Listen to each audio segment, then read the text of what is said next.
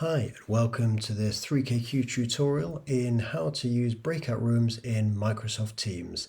I'm just going to dive straight in, so keep your finger hovered over the pause button and just stop it so you can keep up in Microsoft Teams as we're going along, okay?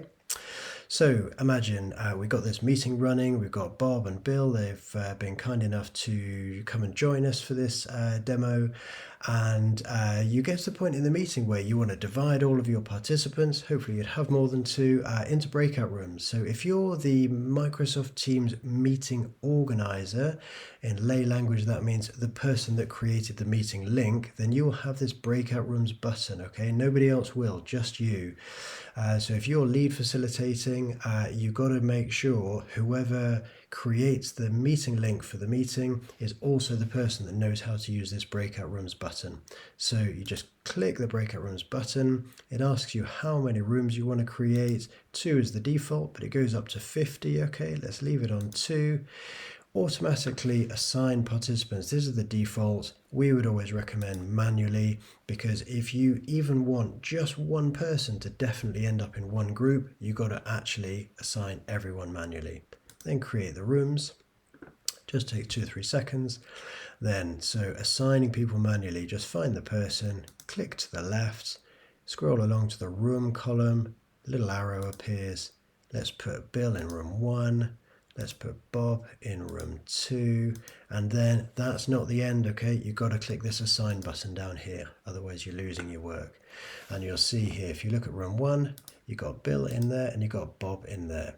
So if you want to add another room, you can just click the plus button. If you want to delete them and start all again, you can just create this one, or indeed that recreates them, which is essentially exactly the same as deleting.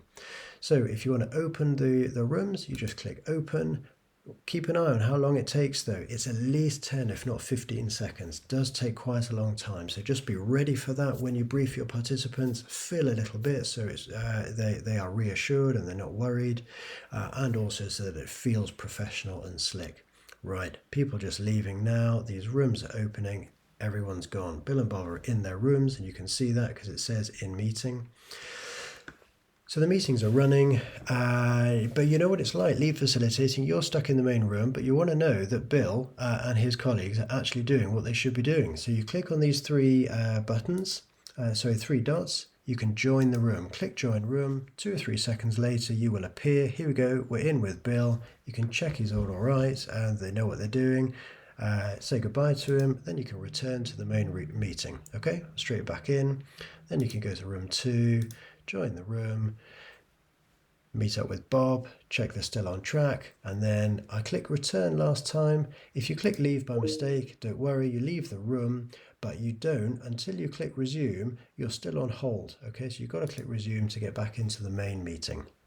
I'm now back in there, okay? It's saying waiting for others to join simply because we've got very few people in this meeting. It's just confusing the software slightly. So you want to give people a time check, of course. So you can click this button here, this loud hailer announcement button, and you can just say closing in 1 minute. Okay, just manages the time. Be aware that that announcement appears in the participants chat stream in the breakout rooms, okay? Nobody in the main meeting sees it, but that doesn't really matter. But it's not like in Zoom where the announcement appears as a banner at the top of the screen. It only appears in the chat stream. So if everyone has the chat stream closed, they will not see it, okay? So at least make sure a few people have got it open, like your support facilitators, for example. So if you now want to close your rooms, you just hit close. We would always recommend just letting people know that you're just about to close them. So send out an announcement that just says closing now, count to 10 in your mind, then hit the closing button, which in itself, as you can see, takes a good 5 or 10 seconds. Bear in mind, if you're running a really big meeting, like 100 participants or so, it does take a little bit longer for everyone to come back in. But when you see all the rooms are closed, these grey buttons here, grey signs, you know everyone's with you. Okay. One more thing to show you, there's this final button here, the room settings button, a couple of more advanced things. So if you are in the meeting with some colleagues from inside your organization that have a Teams account on the same license as you can click that button and you can give them effectively this breakout rooms button as well. You find them and assign them. I can't do that because I've only got Bill and Bob and they're both signed in as guests in this meeting, but you get the idea. You can set a time limit for your breakout rooms. At 3KQ, we would never recommend doing that just because once you've set it, it's fixed. And actually, you're perfectly capable as a lead facilitator of being flexible and proactive at managing the time through the announcements from the middle in the main room. And then just closing the room when you want it to be closed, not when you thought you want it to close when you set this time limit. Things always change in meetings. This button here, it's set on the default now. It automatically moves people to the rooms. Basically, that means that when you click open to the rooms, nobody has to press anything. After a few seconds, they just get sucked into that room and deposited there.